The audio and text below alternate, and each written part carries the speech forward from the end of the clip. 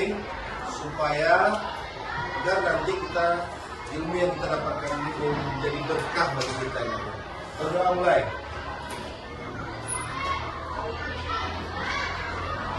Berdoa selesai.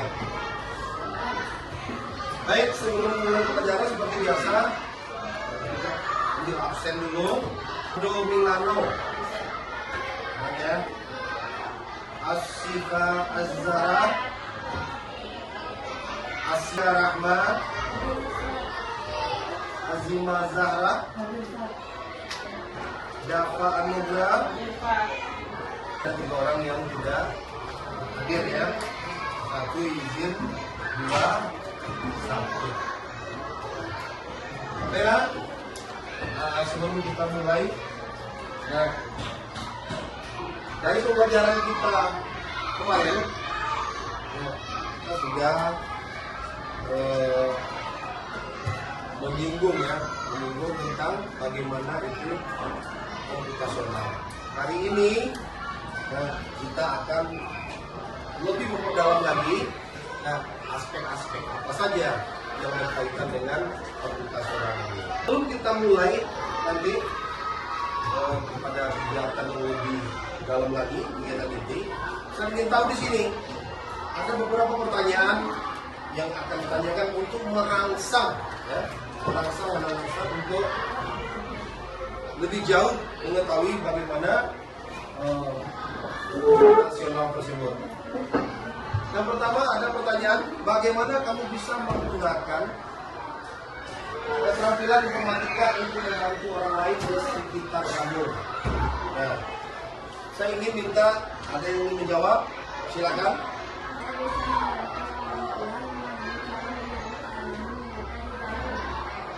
Saya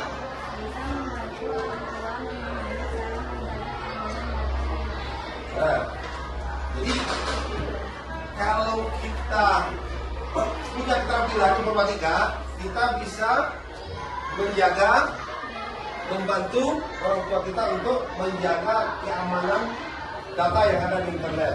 Kemudian ada lagi, coba Tim.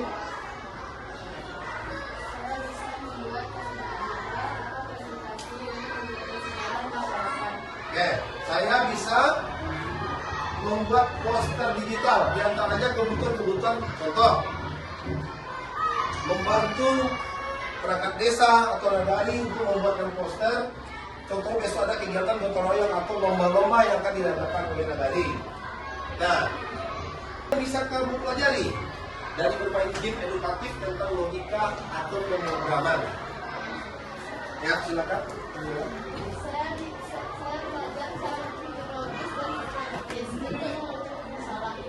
Saya belajar cara berpikir logis dan sistematis untuk memecah masalah. Ya, ada yang lain? Ustaz. Dan berkaitan dengan ini, itulah nanti bagaimana semua rentetan dalam penyelesaian semua masalah itu nanti akan kita pelajari tentang bagaimana konsep komputasional yang akan kita kaitkan dengan nanti kecerdasan artifisial.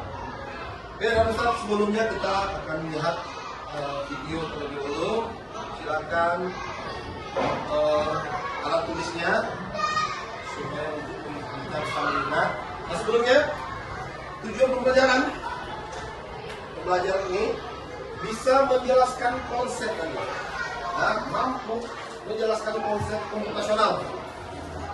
Oke, konsep ini. Saya berpikir komputasional semuanya harus paham. Nah, dan semua menjelaskan ini. Kemudian mengidentifikasi 4 komponen. Ya, dalam tujuan ini nanti kita lihat nanti videonya. 4 komponen yang ada paling utama: dekomposisi, pengenalan pola, abstraksi, dan algoritma. Kemudian menerapkan keempat konsep tersebut dalam pemecahan masalah sederhana, termasuk apa ya Anda Ustaz jawab tadi dengan 2 pertanyaan tadi. Sekarang kita akan lihat video, silakan dengar baik-baik, tonton dengan baik-baik. Bismillahirrahmanirrahim.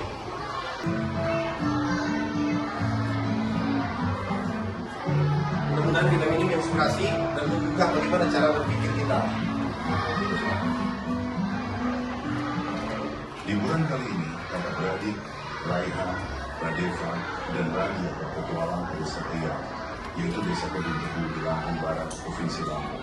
Akhirnya kita sampai di desa Eyang. Guys, ini bukan sekedar liburan, tapi kali ini kita akan belajar dari kehidupan pakai cara berpikir komputasional. Oh, udaranya segar banget, indahnya desa ini. Sejauh mata memandang terhampar hijaunya sawah. Perhatikan ya.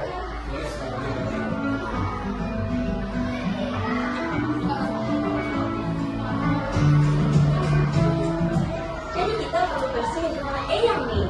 Gimana kalau kita bagi tugas aja supaya lebih cepat? Setuju, tapi kita mulai dari mana dulu? Aku bakal sapu debunya, terus Radeva akan ngepel lantai, dan Raja beresin buku-buku di rakyat. Itu tadi semacam video promosi. Misal sebelum kita jauh lebih memahami apa itu berpikir komputasional. Itu tadi. Nah, apa itu berpikir komputasional?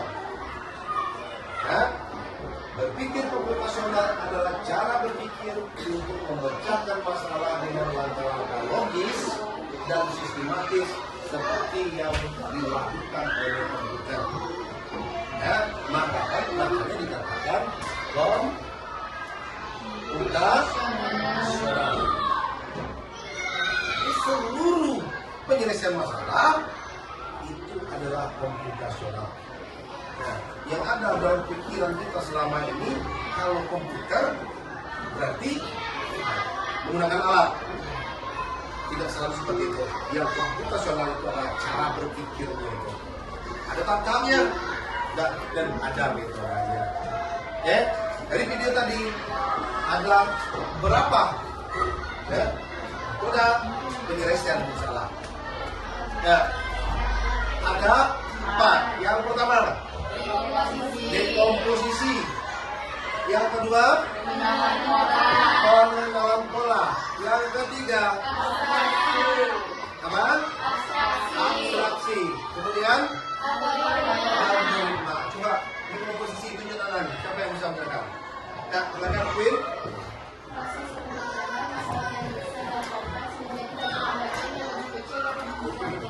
Nah, proses penyelesaian masalah yang besar dan kompleks, dibagi, dikelompokkan kecil-kecil penyelesaian masalahnya itu, sehingga terpecahkan masalah itu. Nah, ada yang lain? Ada yang lain? Nah, kalau ada, dihapus dulu. Sikuin. Nah, kemudian nanti jangan lupa. Apa tadi? Pengenalan pola. Kita teori dulu ya, nanti kita balik ini dengan contoh. Yang kedua apa? Pengenalan pola. Konsepnya, siapa tahu? Ya, Mira?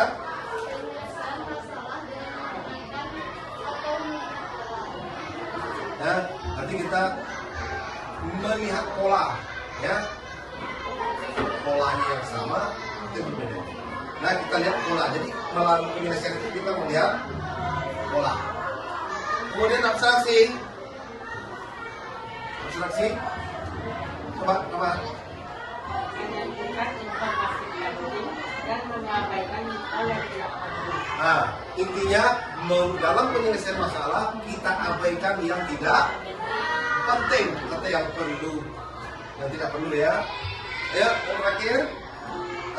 Nabil. Tunggu dulu. Apa itu yang terakhir tuh? Oke, algoritma silakan.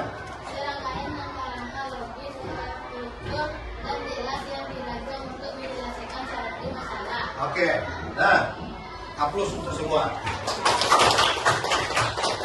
Kita lanjut. Tadi keempat itu, Sakekim ya. Nah, itu secara teori mungkin lebih beratnya kepada textbook. Untuk lebih memahaminya, kita lanjutkan dulu.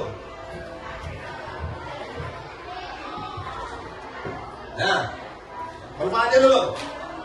Nah, manfaat berpikir komputasional ini, tadi kan tujuan kita belajar ini ya. Sekarang manfaatnya, kalau kita sudah belajar ini apa manfaatnya dunia ini juga? Membantu menyelesaikan masalah kompleks. Yang kedua, membiasakan berpikir logis dan terstruktur.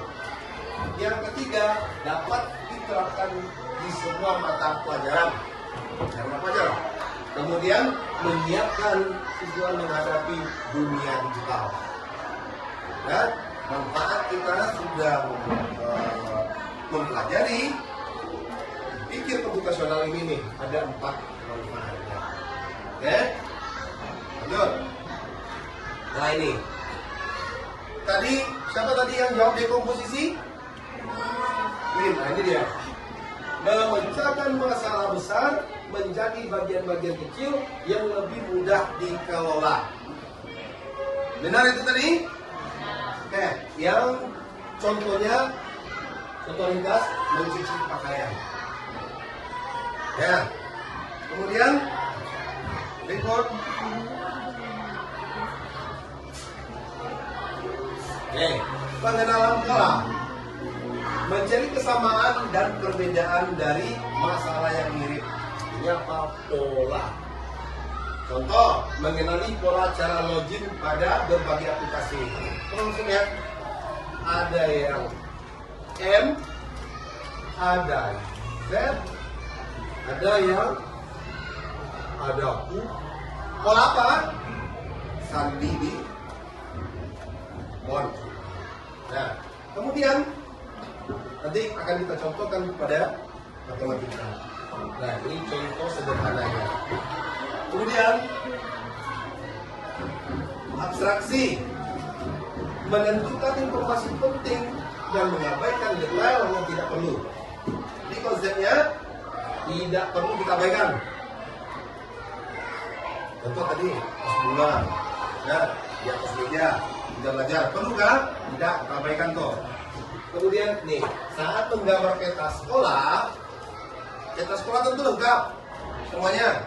Nah, kita hanya menampilkan ruang penting, bukan detail kecil. Kalau di sekolah, di ujian contoh, kan itu ada bunga, ada kita bikin tuh, ada jam dinding, ada kita bikin. Nah, yang kita bikin meja, lemari, kursi. Jadi itu yang penting-penting saja. Nah, ini yang algoritma ini. Langkah-langkah logis untuk menyelesaikan masalah. Contoh, urutan langkah-langkah membuat mie instan dari membuka bungkus sampai siap disajikan secara terstruktur. Oke, sampai di situ paham ya? Nah, sekarang kita lihat permasalahan dan bagaimana solusi beserta contoh. Nah, mari kita lihat ya. Siapkan alat tulis dan kertas.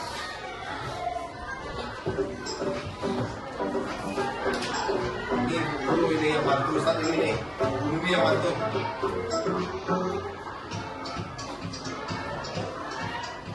Implementasi dalam 4 metode beserta contoh kasus berpikir komputasi.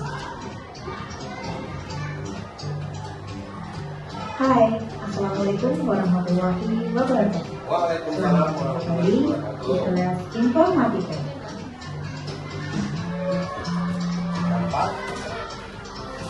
Dalam pembahasan materi minggu lalu, saya menjelaskan bahwa dalam berpikir komputasi memiliki 4 metode, di antaranya 1.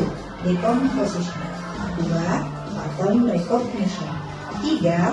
Abstraction, dan 4. Algoritma design. Pada video kali ini, Ibu akan mencontohkan kasus dalam kehidupan sehari-hari dan menerapkan 4 metode berpikir komputasi yang tadi sudah Ibu jelaskan sebelumnya. Nah, anak-anak, itu tadi adalah contoh implementasi 4 metode dalam berpikir komputasi pada kasus sehari-hari. Sampai jumpa pada materi selanjutnya. Terima kasih sudah menonton. Wassalamualaikum warahmatullahi wabarakatuh. sekarang. Ini contoh aktivitas di kelas. Ya. Kita semua duduk berkelompok, mengerjakan KPD berdasarkan petunjuk KPD dan referensinya video yang sudah kita putar tadi. Silakan buat kelompok itu seperti kedua, ini juga kelompok kelompoknya juga. Silakan. Ya, silakan buat kelompok. Duduk berkelompok.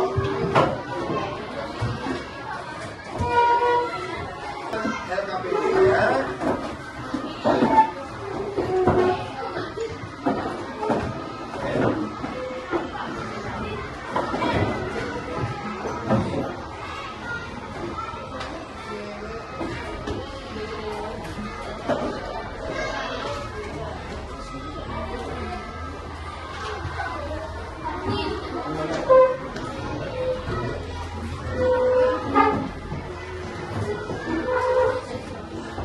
Nah, begini. Tugas ini dikerjakan per kelompok. Masing-masing kelompok nanti akan mempresentasikan, ya, membacakan ke depan dari hasil diskusinya itu tuh. Maju ke depan atau nanti berdiri di tempat masing-masing. Ya, pokoknya hasilnya nanti dipresentasikan. Jadi semuanya nanti akan mendapat giliran. Nah, contoh di situ ya, ada 4 di posisi. Karena kita kelompok 4 semuanya buat nanti pusat yang pilih nanti kelompok ini. Nah, algoritma kelompok ini di posisi misalnya. Jadi tolong dikerjakan keseluruhan itu. Boleh di pos, nanti kerjakan jawabannya. Nah, kemudian nanti akan tampil satu dari masing-masing kelompok. Silakan bekerja. Waktunya 15 menit.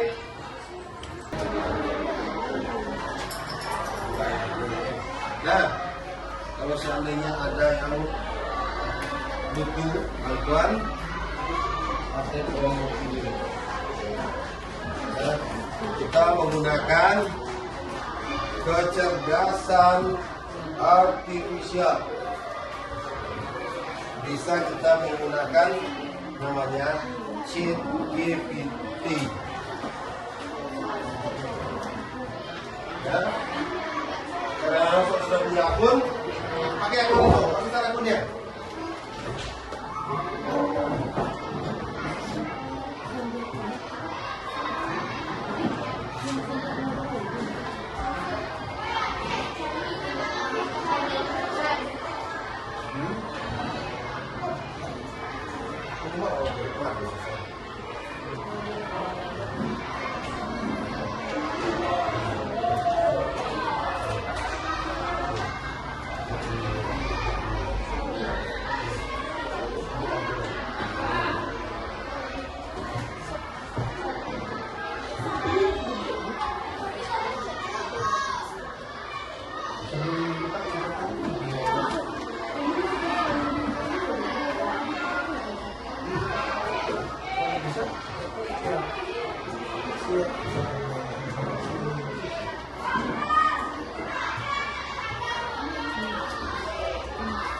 Kalau nggak kamu pakai dua.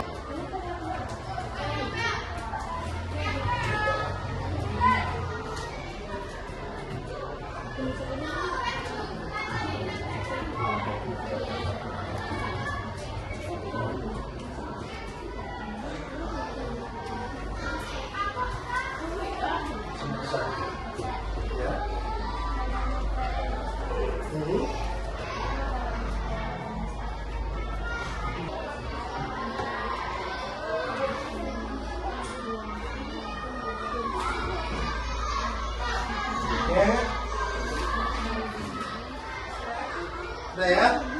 Tuh, kelompok akan ambil di sini, sini, jam jelas, sebelah sini. Bacakan nama kelompoknya, orangnya siapa? keras suara itu. Iya, kelompok 4 anggota ini. Baca. Terus ya. Assalamualaikum warahmatullahi wabarakatuh. Waalaikumsalam warahmatullahi wabarakatuh. Ya, kelompok 4 mau membacakan yang mana? Dengan posisi. Oh iya, silakan. Kelompok 5. Dengar ya. Baik. Kelompoknya dulu. Iya. Enggak, yang di algoritmanya. Tuliskan peralatan untuk menuliskan secara logis dan berurutan. 1. Siapkan bahan dan alat. Instan, air bersih, sabun, dan mangkuk atau piring. 2. Tuangkan air ke panci dan panaskan hingga mendidih. 3. Masukkan mie instan ke dalam air mendidih. 4. Masak mie hingga matang atau sesuai instruksi kemasan. 5. Angkat mie dan tiriskan air jika membuat versi goreng, atau biarkan bersama air jika membuat versi keluar. 6. Siapkan mangkuk atau piring. Tuangkan susu dari kemasan ke mangkuk. 7. Masukkan mie yang sudah ditiriskan ke mangkuk berisi bumbu. 8. Aduk rata hingga bumbu terdistribusi ke seluruh mie. 9. Tambahkan pelengkap sesuai selera, seperti telur, sayur, atau irisan bawang bawang. 10. Sajikan mie selanjutnya. Terus ke refleksinya. Ya. Iya, refleksinya bacakan.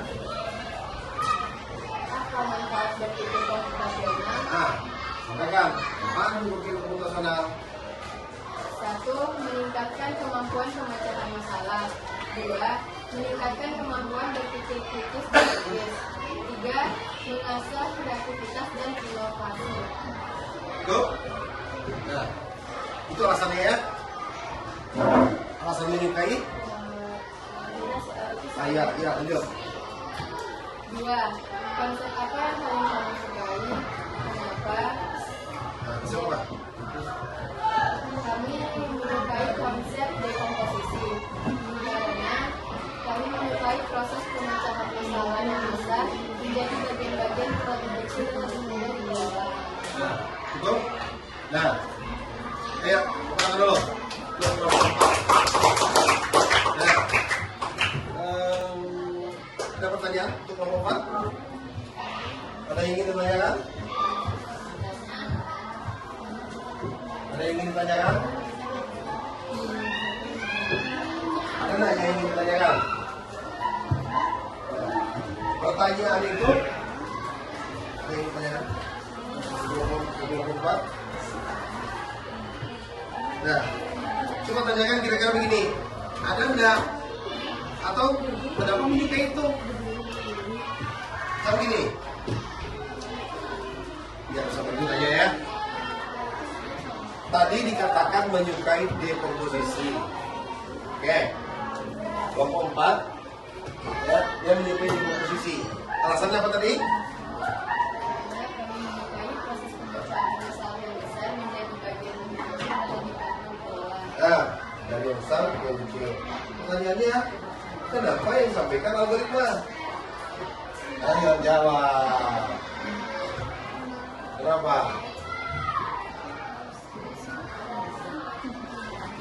Kenapa?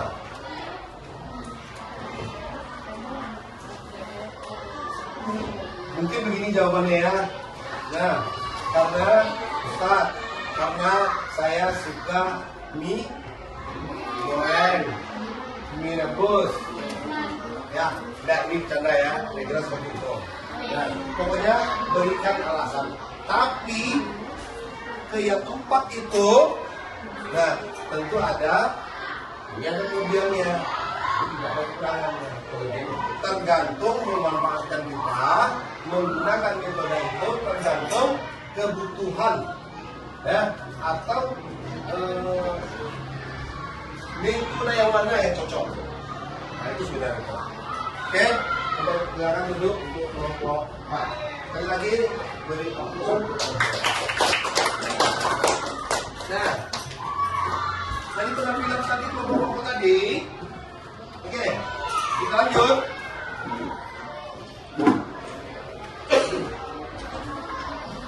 Nah, contoh aktivitas. Nah, ini refleksi dari contoh video tadi, kita refleksi. Ya. Ya.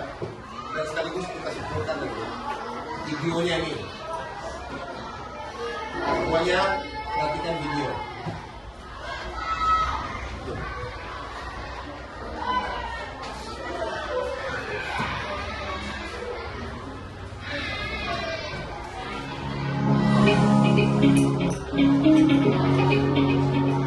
Satu ya.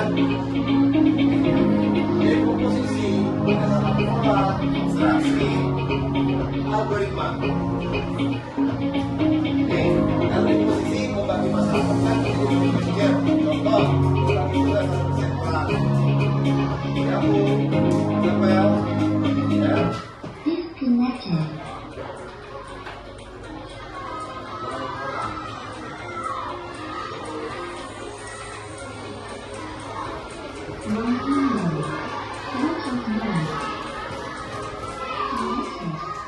Oke. Abstraksi. Ini contohnya. Membuat variable, algoritma. Ini. Bulan dari tadi. Kemudian nasi goreng. Ini komposisinya seperti apa?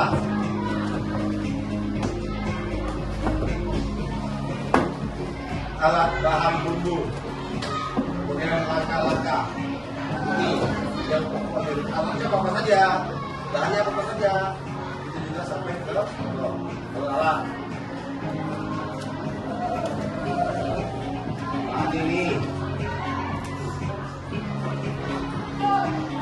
Ini kalau bumbunya ada garam, ada bawang. Terus ini goreng, kita langkah. Nah, kemudian pengenalan pola. Seperti yang tadi kita pakai pengenalan pola ya. Tuh, untuk membuat satu porsi 10 menit. Kalau kita mau buat 5 porsi, kita tinggal tambah bumbu, tambah banyak bahan-bahannya. Berapa butuh bis? Sedang 10 menit, lebih kurang. Kita tinggal mendapatkan bahan. Abstraksi agar lebih efektif dalam kurun waktu 10 menit kita bisa membuat 3 porsi. Nah, nasi goreng menggunakan bumbu dan bahan. Ini 10 menit 1, dapat 3. Ketika membuat nasi goreng, kita tidak perlu lagi memperlihatkan yang lainnya, bumbu sama, bahan bakunya aja. Ya, yang kita tambahkan. Kemudian algoritma.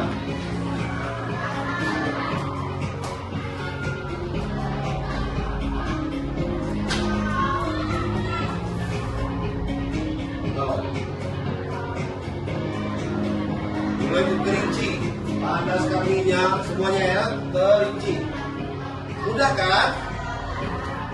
Insya Allah mudah. Nah, bagaimana Anda melakukan persiapan untuk membuat jus? Nah, sekarang selesaikan masalah di bawah ini. Untuk apa? Untuk biru. Oke, nanti dibantu dengan belum dibantunya. Bantu lagi. Oke. Nah, sekarang kita refleksi dan kita simpulkan bersama. Nah, dengan belajar, dengan berpikir komputasional ini, nah, kita mengambil kesimpulan, nah, dan merefleksinya.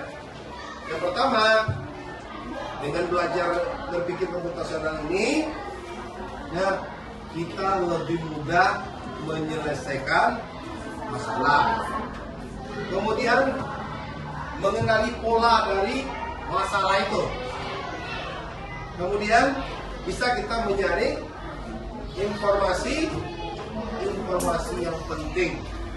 Kemudian menyusun solusi langkah demi langkah. Ya, mungkin ini untuk latihan-latihan ya. Kan contoh dekomposisi dalam kegiatan sehari-hari, kemudian ada contoh algoritma, kemudian mengapa berpikir komputasional itu penting untuk masa depan.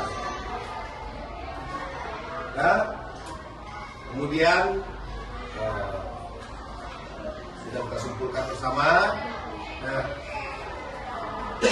untuk besok, nah kedepannya tentu setelah ini kita sudah masuk kepada pertemuan berikutnya, itu berkaitan dengan rasa lebih rinci berkaitan dengan konsep berpikir komputasional. Nah, mungkin itu kalau tidak ada pertanyaan, mungkin kita tutup pembelajaran kita pada hari ini tentunya dengan membacakan Alhamdulillah. Assalamualaikum warahmatullahi wabarakatuh.